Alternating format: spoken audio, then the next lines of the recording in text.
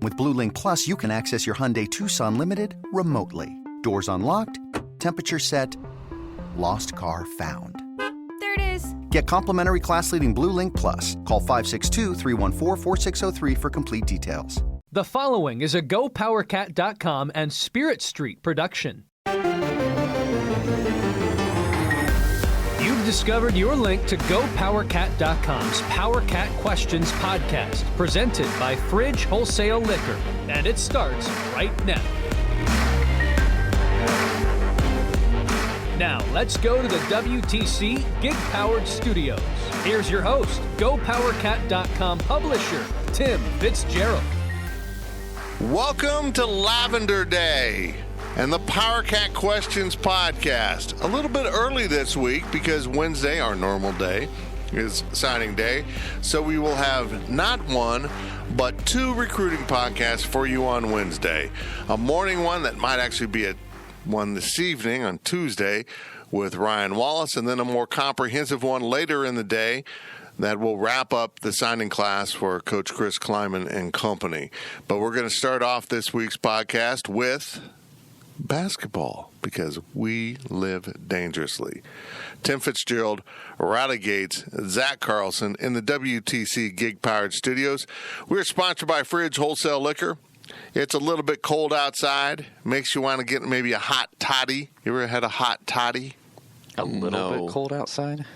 It was 12. Bro, it was 8 degrees when I went to the gym. Yeah, it's cold. It's supposed to get above 30 today. So we will have that beautiful Kansas winter in which it snows, beautiful snow, which it did on Sunday. And then it warms up, and then it refreezes, and then it warms up, and then it refreezes. And within 48 hours or so, it looks like blah. And it's slippery. I was just telling Zach, I've got ice gets up into the wheel wells, Yeah. And with how low my car, a chunk of ice has broken off on my right back wheel, or in the wheel well. And with how low my car kind of sits, it's stuck in there. I can't pull it out, and it won't fall out. So it's just clunking around every time I drive anywhere. Well, that's lovely. It's so You ever annoying. try to kick one of those out and about broke your toe because it was so... This morning, that piece. Yeah. Tried to do it. Nope, I'm frozen here, and I'm not Get into the fridge. Hey, by the way, I was looking at some distillery in Memphis, and they have a thing called the Memphis Toddy. What was that distillery called? I can't remember. Old Dominic Distillery in Memphis. They have the Memphis Toddy. It is a whiskey with citrus and other flavors mixed into it, and it's their 19th century formula that they resurrected. It sounds like something you'd drink. It does. Whiskey, fruit, everything. That's enough. I think it sounds interesting. I don't think they have it at the Fridge Wholesale Liquor, but I sure as heck will ask if I enjoy it when I'm in Memphis, because I will try that while I'm in Memphis. We'll get to the Liberty Bowl and those type of questions. Of course, we won't really handle recruiting in this podcast, because I just told you, you're going to get two. And plus, without Ryan Wallace, we're just kind of chirping monkeys. Do monkeys chirp? They do on this show. I don't think monkeys change their personality just on this show. They don't chirp. Okay. This segment sponsored by Tanner's. Get into Tanner's. Go say hi to everyone. Under new assistant management. They got a new assistant manager. Came over from the dynasty across the street. Oh, so it is new. Yeah. Okay, I thought you were referring to the personnel change they had 2 months ago. No, I mean, Charlie's the GM, but he needed assistant general manager, and someone came in from across the taco and burger dynasty that lives across the street. I thought it was a different dynasty. Sad. Oh, got it. I had to think. Wow. Get into Tanner's. Go to the fridge. Here are your questions from Wabash Station. From GC KSU Rules, is it panic time for men's basketball or just what it is, or is it just what it is? No, it's not panic time. No. I think that depends on how you came into the season. Exactly. That's funny. That's funny. That's well put, sir. Did you come into the season thinking that this team would contend in the Big 12 and be a top half team? Or did you come in knowing that they lost two of the best players in school history, one very terrific senior to add along with them, and would probably struggle knowing that they would need to rely on new faces. Did you come in with that expectation? Because then don't panic. I mean, they lost a group of 3 seniors that as a group may be right up there with the top threesome in K-State basketball history. The Rodney senior trio is the winningest, but the Dean Wade senior trio was far more meaningful. Yep. Hot so take. I don't think that's a hot take. That's not a hot take. That was like stats. No, because meaningful is not a stat. That's an opinion. It's to me. Oh, okay. Yeah, I mean, I came into the season very guarded. I knew some of you were being way too optimistic. Now, the problems, it's not like, I knew this was coming. Well, I couldn't have identified these problems. I never expected so many issues with the upperclassmen and the freshmen to look maybe a little bit better than I thought. I didn't think that's how it was going to go. I thought they'd have so many problems on defense that it would take them a while to get going. It's not been that. They're pretty good on defense. They can't score points, which is kind of a big deal in basketball, I guess you could say. I'm told. Yeah.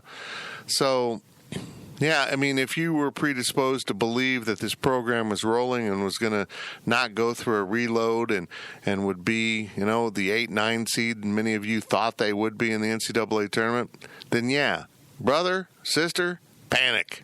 Because they're not going to get there. They're probably not going to get to the tournament unless they have a drastic change in personality and performance. They're not going to get to the postseason unless they have a notable change in personality and performance. They won't be above 500 is what I'm saying unless something changes. So, yeah, depending on where you started, at this point you might want to panic. And, if you're in another position, you might say, well, this might not even be as good as I thought, but certainly it doesn't shock me. That's where I'm at. From Purple Powerhouse, given how badly the season has gone so far and the instant gratification mentality of some of today's youth, should we be nervous about any of these talented freshmen transferring out? No. I don't think so. I'd be shocked. I think by midseason they're going to have a lot more ownership of this program than your typical freshman. Well, I think that's a lot of has to do with it. I think Antonio being in the starting lineup shows that he has trust. I think that Dejuan earning more minutes shows kind of that he has a future on that. I don't think any of these guys have that mindset of, because and I'm sure they told him on the recruiting trail too. Like, I just want you to know it's going to be maybe a little bit rough from the start. We're losing a bunch of guys right when you get there. So they didn't come into this season, thinking, oh, we're going to win the Big 12 championship. I mean, yes, as a player, they thought positive about the team, but they were probably also realistic, knowing that losing Dean, Barry, and Cam, it was going to be a little bit rough from the start. I don't really foresee them just bailing because they lost some games in their first year. From StatCat, will Bruce wake up and pursue a junior college or grad transfer guy that can defend in the low post and not be a negative on the block on offense? That's what he said. He said he wants a guy kind of, well, it's not good the way that he's phrased it now, but he said he wants a guy kind of like Mac. Yeesh. But, I mean, they're going to go at another guy in the 20 class, I think. I don't know who it's going to be. I don't know. I don't think it's going to be a high schooler. I don't think if you land a high schooler in late March, early April, I think you're kind of scraping the barrel, We've seen them attack the grad transfer market every year for the last 3 or 4 and really haven't hit it out of the park at all. Kind of swung and missed on every single one. They didn't really attack it, though. 2-3 guys every class. They hopped into the pool, but they didn't really swim with anyone. They talked about this guy, but then they never brought him in, or that guy, and I don't think they got that serious about it. I think they have real concerns about bringing someone in for one season that can figure out the defense. I think they do. So you got to go get a JUCO guy that played one like Mac. Well, I think the only way to do it is to go get a grad transfer that is intelligent enough to do what you need. But I don't think they want to do that. I think we found out from Austin Trice, who was supposedly the best big man available, that JUCO guys aren't always your solution anymore. There's not that many good ones out there like there used to be. So they've kind of got themselves in a pickle. They really have. I feel like maybe you don't. I mean, is it that necessity? Jeez, necessary to go get that guy? Is a junior college guy that has to learn the system going to be any better than putting a Davian Bradford out there or a sophomore Antonio Gordon? Like, is it going to be that much different? Well, this is just my theory, is they're looking for someone to accompany Bradford in the post, and the other two will be, I think they're looking at Montavious Murphy as a 3 eventually. Because he's not 6'9". No. Let's be honest. No. He's 6'7". So I think in future world, they might have him swinging between 3 and 4, much like Xavier does. And then Gordon can swing between 4 and 5. But interesting. They need it. This kind of tells me, excuse me, if they're actively looking and talking about it, that Shad and or Love are both gone. Both are gone. It's just a reality. I mean, they're not getting anything from them.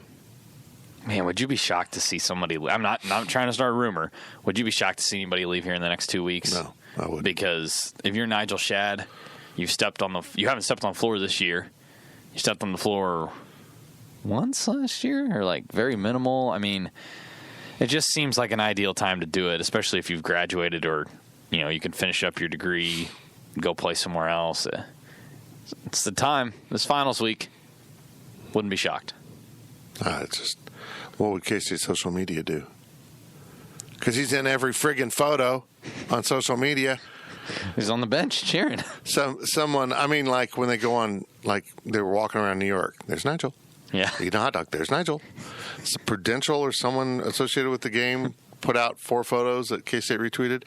Nigel was in all 4. Maybe he should go model because he apparently is photogenic.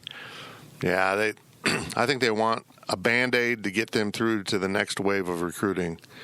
And, they just got to do better, man. And taking another high school late pickup gets you in the same boat. You're going to get someone like you've been getting. I think this is a new person from Dr. J54. Welcome. Discuss David Sloan. What is his upside? A lot. Next question. Yeah. He's the best passer on the team by far. Well, let's start with this. He is the only true point guard from a mentality standpoint. Yes. He's grown up playing it. He knows how to play it. In football, you can put your best athlete at quarterback and get by. In basketball, you better have the mentality of a point guard. Just being an athlete isn't going to get you by, and I think Cartier-Jada is proving that. He can play the point guard. He certainly can fill that role, but it's like a commander, and you've got to have that in your DNA as a player. You may not be vocal, as we discussed on the Insiders podcast earlier this week, but he's kind of got those natural leadership things, and he's always looking to set up his teammates. That doesn't mean he doesn't look for a shot, because he does. That's what I like about him. He's not just I'm out here to pass or I'm looking for my shot. He's looking to improve the offense, whether it's him passing or him shooting. I like him. He's had problems on defense that they're correcting, but won't be a big earner in terms of stats, maybe assists, but he will make those around him better. And sometimes in this world of let's go get athletes, we forget about the guys that do one thing really well, take it off the plate for everyone else, and make everyone else better. I mean, I still contend Dean Wade's biggest thing wasn't the fact that he could shoot the ball. He was a passer. He was a great passer. We talk about losing his stats. Well, being a great passer isn't reflected in assists always. I mean, it might be the pass, the hockey assist where it's the pass that led to the pass. I think David's just a glue guy that can make the guys around him better. The plus minus is supposed to reflect that, but that thing's just turned out to be worthless. Plus minus cider in. It's the dumbest stat there. It never makes. I don't think they're doing it right. Something's wrong. It just doesn't make sense sometimes when you look at it. Guys, Mike McGurl was 4 of 7 from the floor. He was 3 of 5 from three-point land. He had 14 points. He had 3 rebounds, and he had a plus-minus of -6. So they were giving up a lot of points when he was on the floor. Just because somebody's on the floor when the team is doing good or bad does not mean that that player is good or bad. McCall Mayween has a plus-minus in that game of +3, and he was by far the worst player on the floor of any team that day. And I could tell they weren't playing well when he was on the floor. It is mind-numbing to me that people, and it's some people that are in our field, rely on plus-minus as if it is the indicator that a player is good or bad. It is the most meaningless stat in the world. If I was out there against Alabama State, I would have a plus-minus of 20, and I could have 0 of 1 from the floor. I guess maybe what that number reflects is that when he was on the floor, the defense against those Mississippi State bigs was awesome. You know, we do kind of neglect defense in this whole looking at the quality of players, but Bruce doesn't. Bruce thinks that's the most important thing in the world. I want more David Sloan. Give it to me. From Adam K63, how long will it take for Bruce to finally hand the keys to the freshman to take over? I want to say that it's coming. I want it to be that, but I don't. We kind of said it, like Fitz said it on the Insiders too. When have you known Bruce Weber to quit on somebody? Exactly. When have you, realistically, and this isn't a dig at him, this is more complimenting him than anything, does Bruce Weber strike you as a guy that's going to look at McCall Mayween and say, thanks for your contributions for the last 2.5 years, but it's clear that we're not going to get it done this year, so you'll play some, but we're just going to go ahead and ride the freshman at this point? No, he's not that person. He doesn't think that they deserve that. I think he thinks that people like McCall have earned the right to be on the floor with what they've done. Now, he's not playing well, but he's not going to go away from him. I think it would serve him better. Now, right now, you don't have Montavious Murphy, and frankly, we're verging into the time frame where I think it might be worth considering a redshirt for Montavious Murphy. I don't think that's the craziest thing in the world. If it gets to be January and he still hasn't played, I'd agree with that. What's the point? They're talking about him maybe in Kansas City, or if you don't have him by Big 12 play. But even if he can, let's say he can go on Saturday, and Bruce puts him out there for 6 minutes because he doesn't want to push him, and then he puts him out there for 8 minutes against Tulsa. Is that any different than him not playing for 2 more games and then redshirting? It is, because then you'd have to go through that process in the Big 12. I know what you're saying, but by redshirting him, you would create 2 things. First of all, he doesn't develop his game senses, and you dump him into the same class as what is right now 4 other freshmen, and then you got 5 in that class, and then you've got real class balance issues on down the road. So I get to what you're saying. In a normal year, I would say that. This year, I would say, now you got to play him. Unless he's really, this is problematic and lingering. If it gets a Big 12 play, they need to consider it. But go back to answer the question, they're not going to go all in on the freshmen. Frankly, the freshmen are bound to hit that wall at some point soon. We're going to see a point where Antonio Gordon is just bad for 3-4 games in a row. Maybe that won't happen to Montavious. Maybe not. Maybe he'll be able to play through that, and the wall will come. That's just not what this coach is about. And no, that's kind of where you're at. He's going to be extremely loyal. Bruce Weber is a loyal guy. You see him hire within his circle of dudes that he trusts. You see him stick to with players to a fault, and that's exactly what he did with Marcus Foster. And in terms of K-State basketball, it was the wrong thing to do. In terms of Marcus Foster, it was the right thing to do. And he might have saved that young man's life. I'll just say it. I mean, he was on – I don't think fans appreciate what road he was on.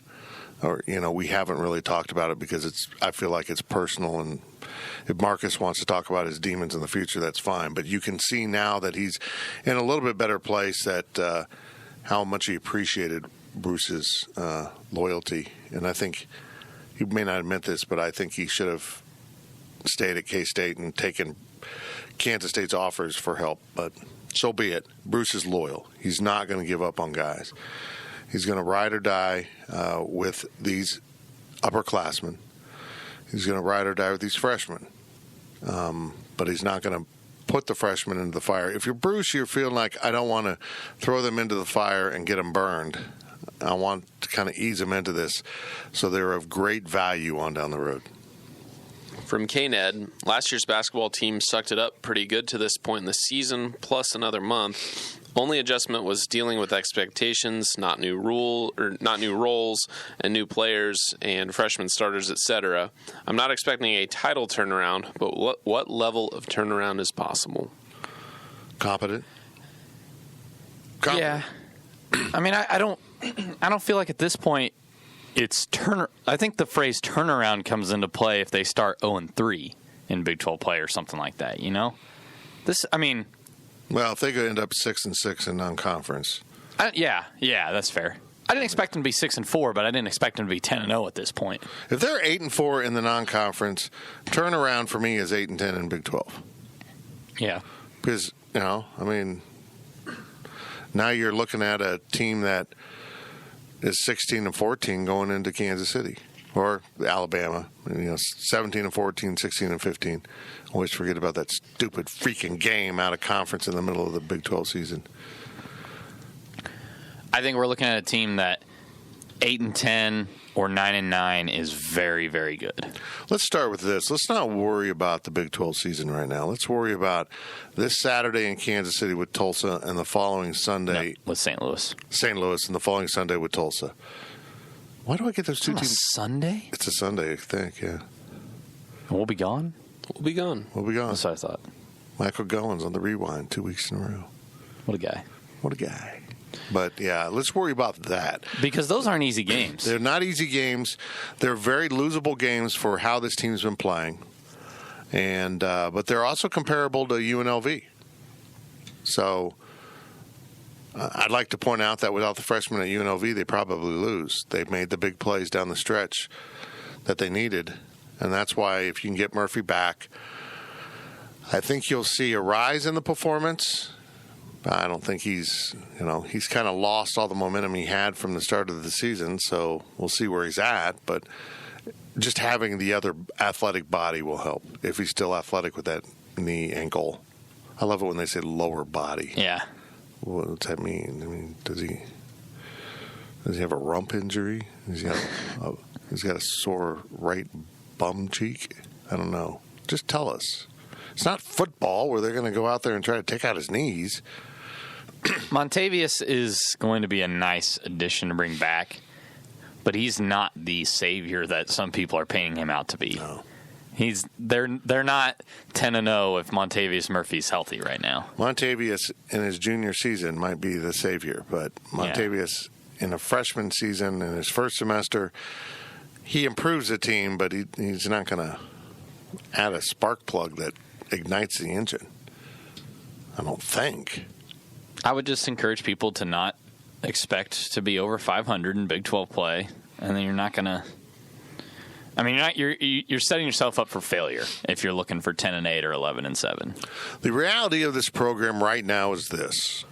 Okay, Bruce Weber reloads every 3 or 4 years. We've now seen this cycle repeat itself, and they build up to a really good program. So by that maturation process, in 3 or 4 years, this will be a tremendous K-State program. But it is what it is right now.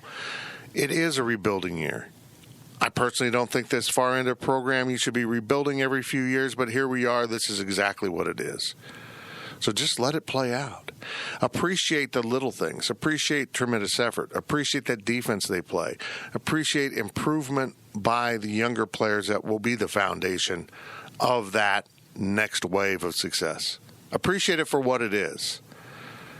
Don't tolerate lackadaisical behavior. Don't tolerate bad attitudes. Don't tolerate, just not playing to win and just kind of going through the motions. Don't tolerate those things, but do appreciate when they're getting better, when they're really putting effort out like they did against Marquette, when the freshmen are showing promising signs. That's where we're at with Kansas State basketball.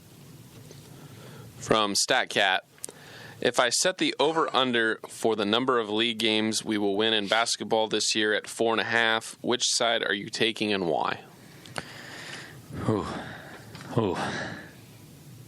That's... I think I want to say over, but that's because 4.5 is a small number. Yeah, their bad season was over. They're 5-13. They have 5-13 that year, and I've seen flashes out of this team at times. Hell, even Saturday, I wasn't disappointed with their performance. They fell apart down the stretch, kind of didn't score, but I didn't think that they were pitiful on Saturday. I think this is a team that can jump up and beat a Baylor or someone, and then get roundhouse kicked in the face by Oklahoma State. I mean, they're going to be up and down all year. So I'll take the over, but I'll emphasize that I'm saying barely over, like 6, maybe 7. I think that's a fair bar to set. I'll take the over. I refuse to believe they're going to have 4 or fewer wins in the Big 12. That's tough to do. Bruce is too good of a coach. Bruce is too good of a X's and O's guy. You know, I've stated my problems with Bruce are in the locker room and kind of putting together the mentality of a team, not putting together the X's and O's. They're slow to develop on offense. Bruce always does it the opposite way that you would think. I mean, just look down the road at Kansas. Typically, this time of year, Bill Self is bitching about his team's defense while they score 100 points. Because offense to those players comes so easily, he needs to take offense first so you can just beat people with points and then come back and add the defense in by the postseason. Bruce Weber has to do it the other way. He can't recruit enough offense, so he worries about defense first and then offense second. You can't, in the limited number of practices, you can't put it all in. You can't get them refined in every element, including apparently free throw shooting. I'm having a problem speaking. Today, Junior. Today. So, yeah, I mean, this is just what he does. Defense first, and it's been really good. It's been pretty damn solid. It surprised me. Offense will come, they will get better, and they will win some games in the Big 12. But as I just said, let's get through these next 2. Let's see where they're at. 6-6 and 8-4 are a world away from each other. For reference, Oklahoma State played essentially with 6 scholarship players last year. They won 5 Big 12 games. Yeah. They'll be all right. When you're struggling to win games, people will tend to overlook you and count you as a victory, and then you have one of those days and you beat them. That happens. A couple football questions to round out the first half from Purple Powerhouse. What letter grade would you give each position group for the regular season? Offensive line, B-. B- C+ was the line I was going on. Quarterback, B. Mm-hmm.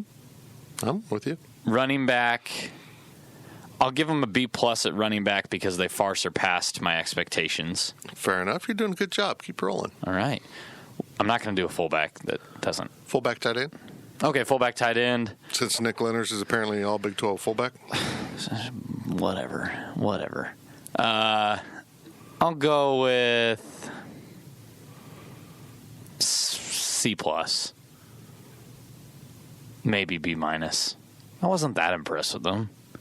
Yeah, I'm with you. It's hard to grade that, actually. Yeah. Wide receiver. Can I give Dalton Schoen an A and everybody else a B-? I would say as a group, for what they are, B+. In the big picture of things, they're probably a C group. Yeah. But for what K-State does and what K-State needs, I think I'll say a B on that. That's fair. Defensive tackles, I'll give them an A-. Yep. Defensive ends, I want to give one guy an A+ and one guy a C. So what did that average out to, a B-? Kyle Ball's been good, too. Okay, yeah, that's fair. So I would say A- on that group. Yeah, I would. I feel like Reggie's performance pulls it down past an A. Well, I think Wyatt Pulls it up quite a ways. It's very tough. Extra credit. He got a 25 out of 20. Well, Wyatt moved into the area where people were having a scheme around him. Yeah. That means you're pretty damn good. Linebackers, B+. I think they've been better than what I thought they'd be. I'm really proud of Daquan and Elijah. I think they've really developed as players. I'll take that. I was having trouble coming up with something. Corners, I'm giving them an A-. Been pretty remarkable. If not an A. Damn, they were good. Safeties, I'm giving it a C. Maybe C-. I'll stick with C. I think they do some things well that we don't really notice. They have been good in zone coverage. I saw far more plays where I went, my God, than where I went, my God. Because I think a lot of things they do well are subtle. They're not giving up plays over the top, so they're making some good decisions. But using your arms to tackle would be a pleasant change of pace for one player in particular. Kicker gets an A. Punter gets an A+.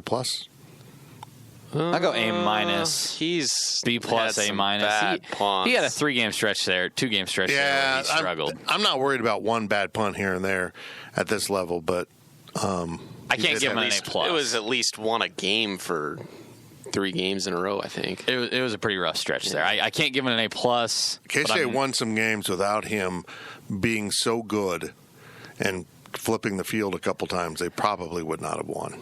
I can give him an A-. I'll give him an A. Fair. He wasn't an A+. B+ is way too harsh because he should have been first team All Big 12. Coaching?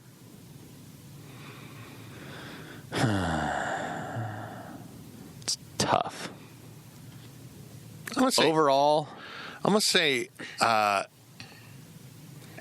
and here's why. I just moved in my mind from B+ to A- to A.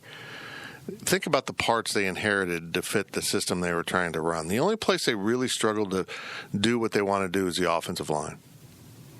Yeah. They created a running back situation out of dust. They took a cornerback situation that we had been told for years was just horrible and made it pretty darn good. All right, that's fair. Yeah, I was probably putting too much emphasis in the offensive line struggles than anything. I was disappointed by Connor Riley. I'm not disappointed. I'll be disappointed Connor Riley when if the next one doesn't. The next one doesn't, even though that's a rebuilt group. I truly, in my heart, believe that this was a good offensive line being asked to do things that they weren't physically equipped to do because they were recruited for another type of scheme, blocking scheme. While they might look the same, how they get to do what they do is a little bit different, and they're going to be recruiting a little bit more athlete instead of bull. We didn't talk about the Lavenders at all. Oh, no. Well, we've got one more football question, then we can talk about the Lavenders. Oops. Last football question from Purple Powerhouse. Who are your offensive, defensive, and special teams MVPs for the regular season? Special teams is obviously Josh Youngblood. I mean, he's an All-American. It's tough to say no. Blake Lynch only missed one field I want goal. to say Blake Lynch is the thing. He was so damn good this year and made clutch kicks. Remember early in the season when they're muffing punts and I'm having a meltdown about special teams, and then they turn out to have as good a special teams as K-State's had in a long time? SpongeBob meme. K-State needs a special teams coach. Yeah, like 1A, 1B. Josh Youngblood obviously has to be it. But I think like Blake Lynch deserves a lot of credit. And the punter will play in the NFL. He's a damn All-American. He can't not make it Josh Youngblood.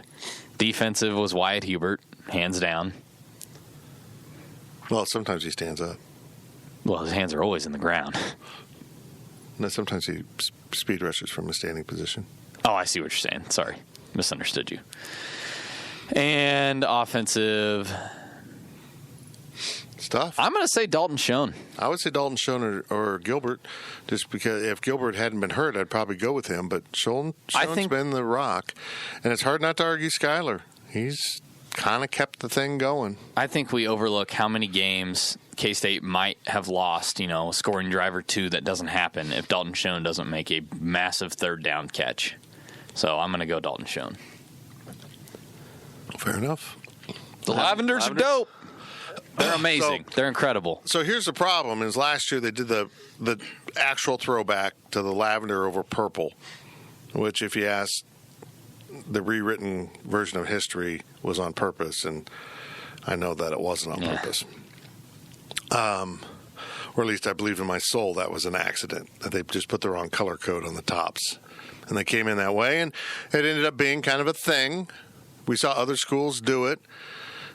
It kind of burned out because pastels in the 70s and 80s weren't as cool maybe as they are now. Teams wear pink now. You can get by with lavender. So I really liked the lavender over purple because it's very traditional and has the Wildcat head on it because it was a traditional throwback uniform. I think that's important to remember that in what I'm about to say.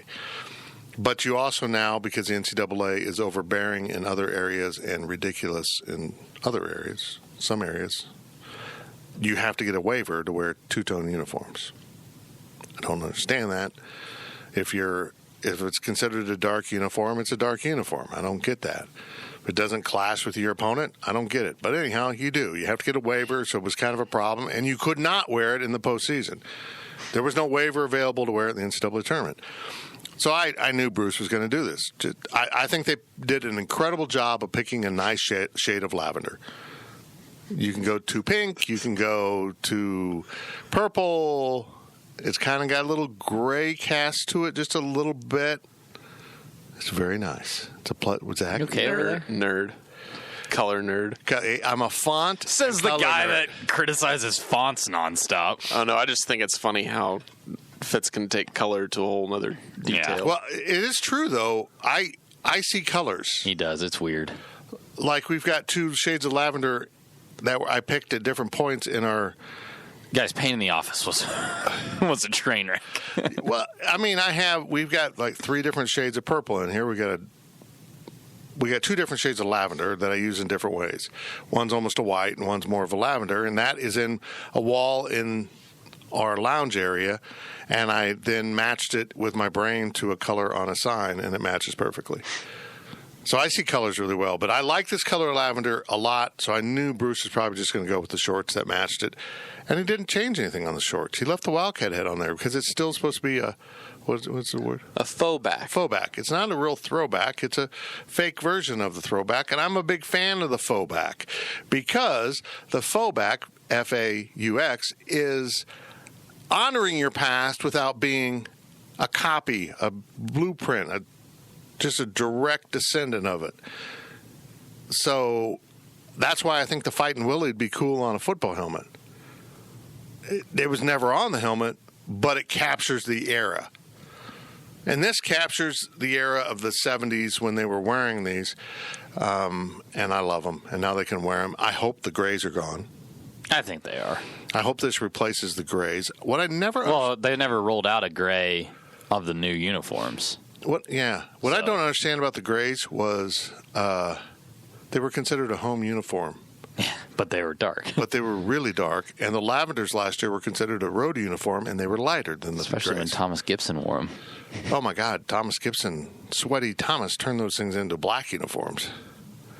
They're Purple. awesome jerseys.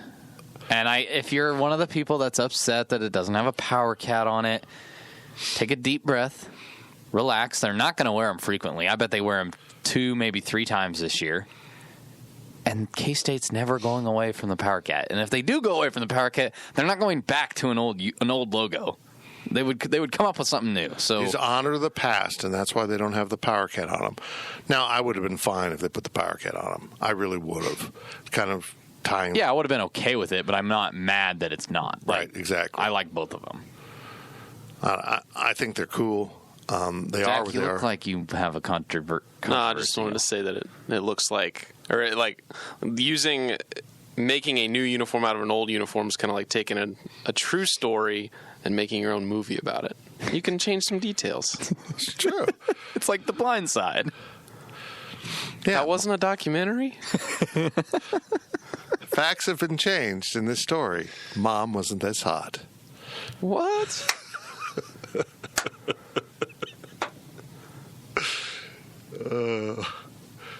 And you know what?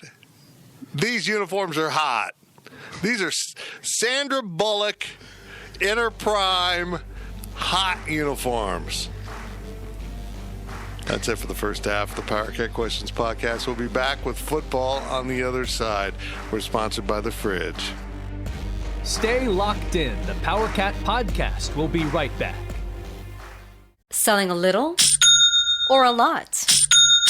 Shopify helps you do your thing, however you cha-ching. Shopify is the global commerce platform that helps you sell at every stage of your business. From the launch your online shop stage, to the first real-life store stage, all the way to the did we just hit 1 million orders stage. Shopify's here to help you grow. Whether you're selling scented soap or offering outdoor outfits, Shopify helps you sell everywhere. From their all-in-one e-commerce platform to their in-person POS system, wherever and whatever you're selling, Shopify's got you covered. Shopify helps you turn browsers into buyers with the internet's best converting checkout. 15% better on average compared to other leading commerce platforms. And sell more with less effort thanks to Shopify Magic, your AI-powered all-star. Shopify powers 10% of all e-commerce in the US. And Shopify is the global force behind Allbirds, Rothy's, and Brooklinen, and millions of other entrepreneurs of every size across 175 countries. Plus, Shopify's award-winning 24/7 help is there to support your success every step of the way. Because businesses that grow, grow with Shopify. Sign up for a $1 per month trial period at shopify.com/Odyssey Podcast, all lowercase. Go to shopify.com/Odyssey Podcast now to grow your business, no matter what stage you're in. Shopify.com/Odyssey Podcast. Picture this nightmare scenario. You're hosting friends for the big game. It's neck and neck in the fourth quarter, and suddenly you realize you're out of drinks. You start to sweat. Your friends start to turn on you. You're forced to go on a last-second drink run and end up missing the game-winning touchdown while in line. Terrifying, isn't it? Luckily, you can avoid the drama with Drizzly, the go-to app for drink delivery. With Drizzly, you can shop a huge selection of beer, wine, and spirits, then get them delivered right to your watch party. Compare prices across multiple stores in your area, find the best deals on game day drinks, and get back to armchair quarterbacking from, you guessed it, your armchair. Download the Drizzly app or go to drizzly.com. That's DRIZLY.com today. Must be 21 plus, not available in all locations. We now send it back to Fitz in the WTC gig-powered studios. Welcome back to the PowerCat Questions Podcast. Normally it appears Wednesdays at gopowercat.com. This week it popped up a little bit early on the page, on your players, on your whatever you're using. Apple Podcasts, give us a 5-star rating, please. 5 stars. In honor of football recruiting, give it a 5-star. I haven't checked that in a while. I think I need to go get some more review graphics. Oh, yeah, we kind of slipped up on that. Well, the season happened and things got crazy. There is only one 5-star liquor store in the state of Kansas. It's the Fridge Wholesale Liquor in Manhattan, Kansas. If you want a 5-star part of your team, buy your booze at the Fridge. Yeah, pretty good read. That almost sounds like a real thing. This segment sponsored by the Miracle on Morrow, a.k.a. the High Low. I kind of got to get some lunch, and I kind of was thinking about that. I'm not sure they're open for lunch this time of year. What? It's finals week. I'm not sure. I was a little confused by the Miracle on Morrow time. It almost sounds like they're just a nighttime bar right now. Google says they're open. Well, Google might be wrong. They might not have told Google they're changing. We can do that. That sounds really good. We can go down there, and if they're not open, I know some other places. Yeah. That sounds good, pizza. I don't know. Anyhow, we're in the WTC Gig Powered Studios. We just handled basketball, and might I say, we were brilliant.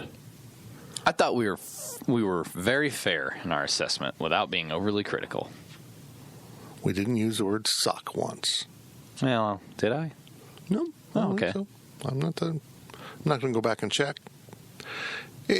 Go back and check. See if we use the word suck. I don't think we did. There we go. We moved on to football. We talked about the lavender uniforms, which nobody asked about, which I found a little bit surprising. I like them. Riley likes them. Zach likes them. Yeah. Wally does not. Wally does not. And you'll hear plenty from Wally tomorrow, because tomorrow is signing day for football. Early signing period has arrived, And boy, it's going to be fun, and it's going to be weird because they're going to be basically done. They will have a few slots to fill late, but that might come through transfers or other things. I'll be in here at 6:45. And it's not, people call it signing day, but it's actually a signing period. So you don't have to sign on Wednesday. I think you've got a month, I believe. You have 3 days. It's not a month. You have till the Friday. It's just 3-day period? 18, 19. That's totally different. I guess being the new signing period. Yeah. It's a week in basketball. It's not a month. It should be a year. Signing year. Just whenever you want. Just sign whenever you want. We don't care. Probably should be. If you sign after this date, you're in the next class. You want to come 2 years early? All right, go ahead. We'll be all over it Sign tomorrow. 7th graders. Wednesdays. Let's not go there. People are beginning to evaluate players way too soon. I saw somebody tweet. Here's our top players K-State's recruiting in the 2027 class. Dude, I legit saw someone the other day. It was like, School X was in to see 2025 prospect, and I was like, hold the phone. That shouldn't be legal. What in the world? You should not be able to talk to a kid that young. It's just nuts. Would that be an 8th grader currently? Be a 7th grader. That's insane, dude. You shouldn't be able to make contact with a kid that young unless it's a camp. God.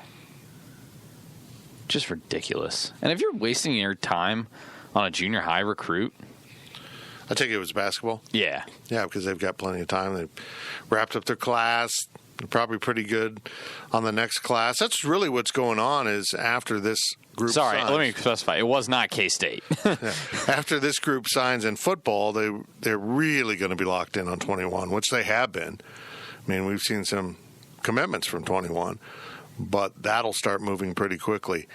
Again, it's a whole new world. They're attacking this thing totally differently. They'll hang on to some scholarships. That is similar to what Bill Snyder did.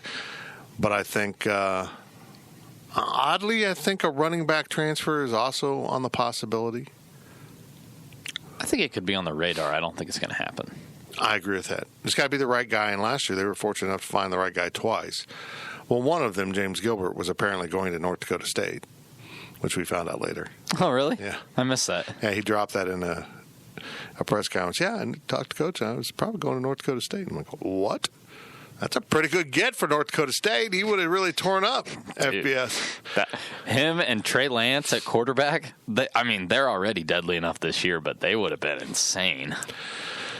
So I think that they find the right guy, and really it's about fit. I mean, you're not going to – they did such a good job of finding two guys that fit the system and the locker room. They're not going to bring someone in who thinks he's better than everyone else because they were at another school and think just because they were at a school they're superior to the players you currently have on the roster. That's never a good thing. Hint, hint. So yeah, they'll find the right guy. Interesting question was posed: would they take? Go with me on this. Would they take a grad transfer at quarterback, just in case? At quarterback? Yeah. I don't think so. I think, number one, if you're getting a grad transfer, they're playing. I think, number two, they feel very comfortable with what they have. I think they probably like having Jaron Wilson there. Lewis? Why did I say Wilson? I don't know. Because you were thinking of the volleyball and the Tom Hanks movie? Whoa. That was the weirdest brain fart ever. Hey, welcome to my daily brain. Oh, man. Okay. Welcome to my daily brain. That's what radiation brain feels like right there. Let's talk about the Liberty Bowl. Onward we go with your questions from Wabash Station. From Exhausted Nihilist, how big of a challenge is Malcolm Perry going to be? He's a challenge. He's a slippery little sucker. It's going to be a small challenge. He's a slippery little sucker. He's really good at what he does. They cut block the hell out of you. There's some elements when you watch him. You're like, hey, that's K-State play. Hey, that's a K-State play. And so I think it'll be part of the press conference Wednesday with Coach Kleiman. The second half will be kind of a Liberty Bowl thing. The first half will be recruiting and then Liberty Bowl. And then we will later in the day have Hank Jacobs and Taylor Bratt in the studios to talk about recruiting. How much of it does translate to what they do? How much does it translate to what they've seen in the past, be it the FBS or Mountain West? So, but man, he's good. He's just got that thing when he runs the ball that you can't quite get a hold of him, and you think you got him squared up, and then you don't even touch him. And it's special to watch him. But like I said on the Insiders podcast, I'm watching him against Army. And Army was okay this year, but they just have a different level of athlete. He's just a slippery guy that you're not going to be able to just go up and smack. I mean, you can't go in looking for the highlight play.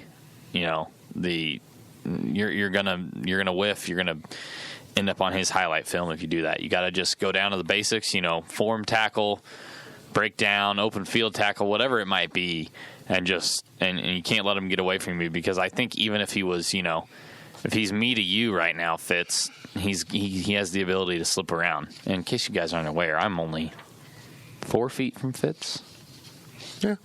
They won 31-7. It was actually a fairly good game for the first half. It's because the first half was over in 5 seconds. No doubt. Malcolm Perry carried the ball 29 times. We're talking about their quarterback, by the way. 29 times for a total of 304 yards, 10.5 yards a carry. And he threw it?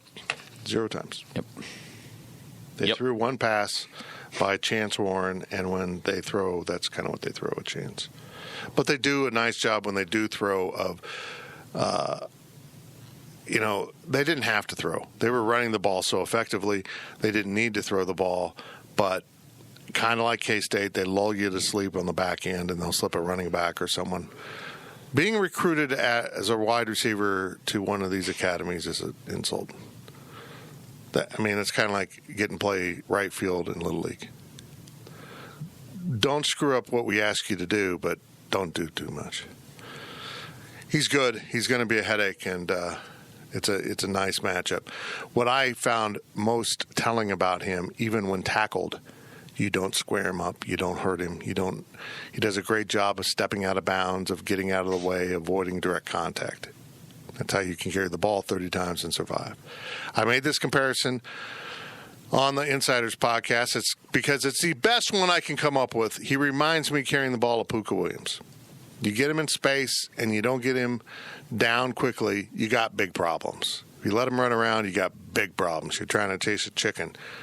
You know, if you've ever tried to do that. You ever tried to do that? Chase a chicken? Chase a chicken? In Beloit? I was trying to think. No. We did an activity at school one day, but it was pigs, not chickens. You chased pigs? It was the last day of school. We were doing fun things, and it was like not an obstacle course, relay race or something. And you had to one of the things was to pick up a soaped up pig, because we couldn't grease pigs, obviously. That seems. Dump a bunch of dish soap on them, and they were slippery little suckers. You ever did that at Manhattan High? No. Are we talking about the overtime? Because this is definitely an overtime question. No, sorry. No, it's not. Pranks? Oh, that was a prank. This wasn't a prank. This was a real thing. We did it for fun. You didn't chase... We didn't chase pigs around. Did you, was your enjoyment watching the resource officer chase the meth dealer around? Not in Manhattan. Come on now. Whatever. We know what the truth about Manhattan High. I didn't go to a different high school in the area. Malcolm Perry's really good. Yeah. We got into that. I brought it all back. From Smitty5825, new member, welcome. It's clear that we might struggle with Navy's rushing attack, but how well will they be able to handle ours, especially with a bigger O-line? It's a valid point. I think we saw a team like Notre Dame just kind of establish their will against Navy, and I think it's important to do that from the get-go. I don't want to make light of what they can do in the running game. Obviously, it's very good, but K-State's a pretty damn good running team too. Yeah. I mean, I feel like we're looking at this and we're forgetting that at the end of the day, K-State has Power 5 athletes. K-State beat Oklahoma. K-State has physical guys up front. I mean, it's almost like everybody talked about the triple option so much that people just kind of thought, oh, yeah, well, it might be over now because I don't know if we can stop a triple option. I think K-State can assert its will. And Navy has to get the ball back, too. I mean, K-State's going to try to find a way to control that possession, too. They're both going to want to do that. Somebody's going to have the ball. Why can't it be K-State for 9 minutes of a drive? And I think that they have the ability to establish a running game and sustain that success in the running game equally to, if not better than Navy. Yeah, like he said. From Fervent Purple, what do you think about Navy's offense versus Coach Hazelton with 3 weeks to prep? I like it. I like it a lot. Scotty Hazelton is good at what he does in 1 week spans. Can you imagine? And when he was at Wyoming, he played Air Force. I mean, he saw this offense. He knew what it was to prep for this in short turnarounds, and he's, I've mentioned this before, this offense is more prevalent at the FCS level because what it is an offense that you use when you don't have the big dudes. You don't have the superior athletes. You turn this into a game about positioning. You don't block as much as you take the legs out or you screen. That's why you see it a lot at high school. I mean, a lot of high school dynasties have been built on a similar offense because then as a kid you learn how to do this and this and this and do it over and over and over, and you get the one special guy like a Malcolm Perry in the backfield who can hide the ball and run the ball and, be such a threat and so elusive. It's almost like a magician back there at times running this offense. You get that guy and a bunch of guys that can cut block and never miss assignments.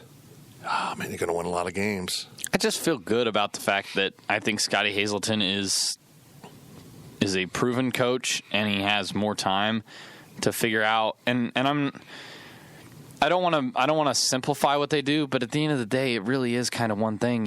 It's a bunch of options off one thing. Mm-hmm. That's why it's called the triple option. And the key to it, as any option, is don't fall for the ball fakes. Exactly. Everyone has an assignment. Don't abandon your assignment because you think the ball in that split second is going somewhere else. Have faith in your coworker that they're going to do what they're supposed to do. And if everyone does their assignments, every part of the option's covered, unless they do an incredible job blocking and they take someone out. And so really, if you can handle cut blocks and, not fall for the magic, you're going to be okay. And having the added time to prepare for that is a big assist. From GC KSU Rules, Coach Kleiman said coaching staff would begin preparation for Navy after spending the week recruiting. Is that good, bad, or okay for as unique of an offense that Navy runs? Oh, you got time. Yes, they've probably focused a lot on recruiting recently, but it's not like they literally haven't popped one Navy film in. Well, the coaches may have. Yeah. And they're out recruiting, and they're probably looking at some film, and, they're doing their thing, and the players weren't just off. They were turned over to the strength and conditioning staff and the training staff and to try to get them healthier and keep them in shape and, get over all the nagging injuries you pile up after playing. How many games in a row? 7? 8? Yeah. 90? I'm trying to think. 3, 2, break of 2, 5. Yeah, 7. Man, that was cool. I just did math on the podcast. There we go. But making progress here. They know what they're. I mean, they have a game plan established. They're going to come in with notes and a scout for these guys. They'll be prepared. I'm very confident in that. From claws out, balls out. Love it. Did I say that last week? Yeah. Okay. Love it. What one player on offense and defense will be the X factor in our bowl matchup? And I don't mean to hop on the Wyatt Hubert praise that we gave earlier in the podcast, but it's like Wyatt Hubert and Reggie Walker in terms of those defensive ends got to, that's who you're attacking a lot of in the option. You're attacking the defensive ends. Well, if a Trey Deshawn gets around a cut block. That too. If a defensive tackle gets through quickly, the play's done. I mean, it's done. I mean, he's in the middle all of a sudden of everything you're trying to, the theatrics you're trying to stage. So, yeah, the D-line's just got to be good. But I would say Wyatt Hubert because he can just run around and tackle everyone. Just tackle them all, Wyatt. That's good. On offense, I don't know. Adam Holtroff. If you get that point of attack block, K-State's going to run the ball. It's fair. It's a good point. And really, oh, guys, this is going to be great. This is going to be the kind of football game I've always aspired to cover. We're going to be out of there. What time's in 2 kickoff? 2:45. We will be done covering this football game around 5. We'll be in a press conference before 5 p.m., I think. No, not before 5. No. Well, before 5:30. There's so much of the game is the media timeout. We don't want a timeout. Why are you blaming us for this? Here's your halftime Scotty McCreery spectacular. Scotty McCreery on ice. It's probably going to be a longer halftime, isn't it? They always Probably are. not. They always are. Are they? Bowl games, I think, get an extra 10 minutes. This is the end of Whatever that was. the third quarter. Reggie Hey, gets it's an lost. ACC crew. Reggie won't be there. Looks like they got a good crew. Look like okay. Only at 24/7 do we cover the crew. Bringing you everything. Yeah, a little bit of everything.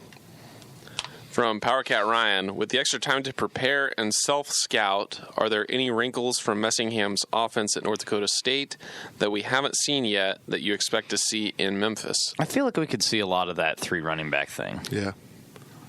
Maybe been holding it back for a little bit. Or, as I mentioned on the board, the best Snydered I got in the last 11 years was when Coach Kleiman convinced us all that the running backs were playing at KU and then they didn't play. Yeah. That he totally Bill Snyder does. He might Bill Snyder this and say, we're not going to do anything new in this game. We're just going to save it for next year. Could see that. But the 3 running backs. And it's not necessarily hiding it. It's the fact that they've been not healthy. It's tough to run that when they're not healthy. Right. And the question becomes, in this extra time to prepare, do the young guys get more involved in that? So, yeah. I don't know. Maybe they will. But they will be healthier, so we might see that. That'd be great, because if they're just running the ball, Riley might be in that press conference by 5. I wouldn't hate it. Don't stop the clock with a damn incomplete pass. Just don't throw the ball. Let's just run the thing. Jet sweep. Give jet sweeps to every receiver so that they can have a touch. Let's call it good. First down shouldn't stop the clock. It should be like the NFL. Although I would think that K-State's receivers could do well against the Navy defense. I think so, too. I think we could see K-State throw the ball. Yeah. I mean, the clock starts once the ball is set. It doesn't really stop. Well, it doesn't really stop because the chains are never set because the offenses nowadays move so damn fast. But the rule is the clock does not start until the chains are set. That's what the rule is. They just don't abide by it. The problem is the NCAA is not getting enough quality athletes at the chain setting spot. They're a bunch of old dudes like me. Clarence, slow down! Yeah. But I think that I think the NFL and college should get on the same page there. Do one or the other. Either stop the clock or don't. From Itane Bibi, with a month removed since last game, how healthy are we on the 31st of December? I got to imagine a guy like James Gilbert is 110%. I mean, if he didn't have a broken bone or a torn muscle or anything like that, he wouldn't have been on the field at all. Yeah, I imagine he just had a stretched ligament. Yeah, so time off on sprained that. ACL or something. Basically, everybody not named Eric Gallen, Adam Harder, Justin Hughes, these guys that had the season-ending injuries. A.J. Parker's probably we don't know. We'll probably find out, I guess, tomorrow at the press conference. But Yeah, we haven't had a press conference, folks. I doubt A.J. Parker plays because he had surgery after the KU game. Yeah, I would doubt it, too. That seems to really push it for the Liberty Bowl. Yeah. Yeah.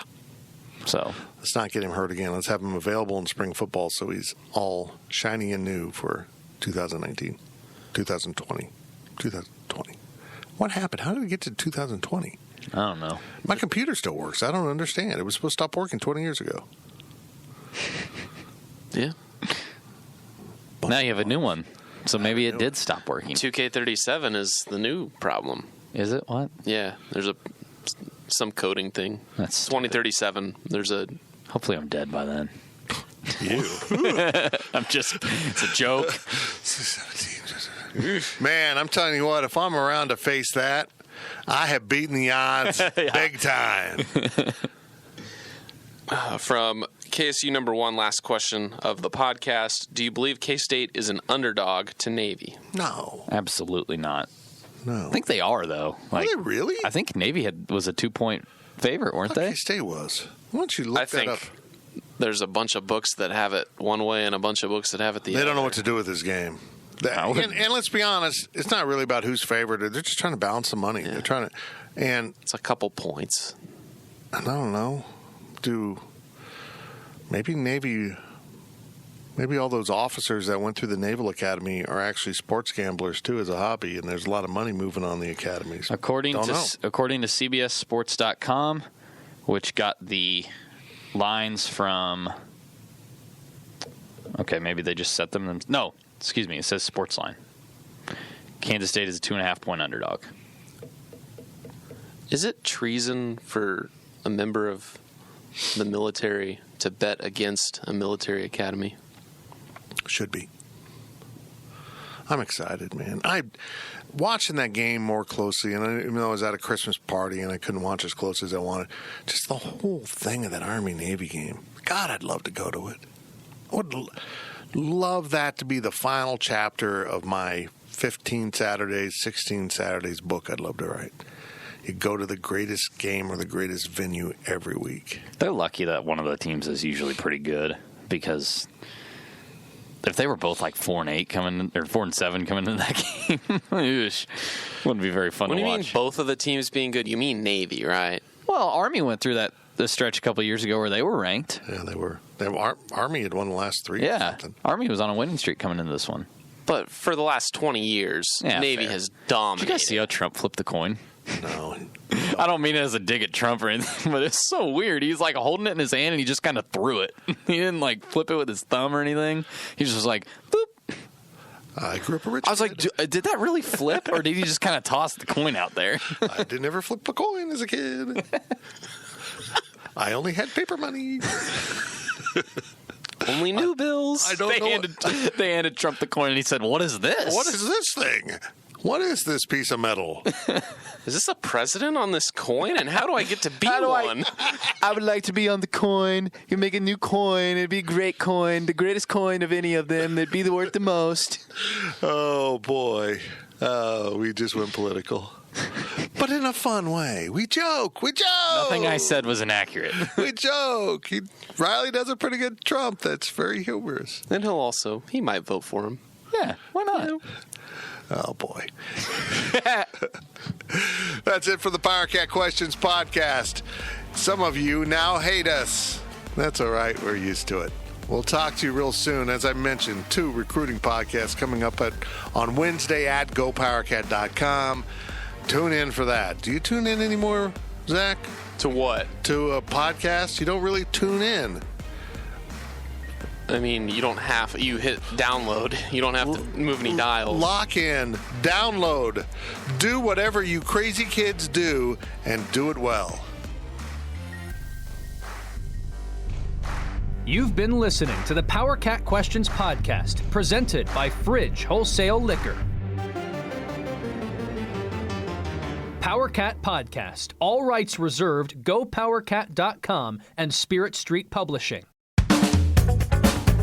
Hey there, it's Gary Parrish with the Eye on College Basketball Podcast, part of the CBS Sports Podcast Network. We are still in the early weeks of conference play, which means there's no better time to tap in. Every Sunday night and Wednesday and Friday mornings, you can expect an episode in your feed highlighting everything you need to know from the sport of college basketball. Conference races, bracketology, coaching rumors. We'll talk about it all and be there with you at least 3 times a week as March Madness approaches. It's the Eye on College Basketball Podcast. To find us, search for Eye on College Basketball in your podcast app of choice.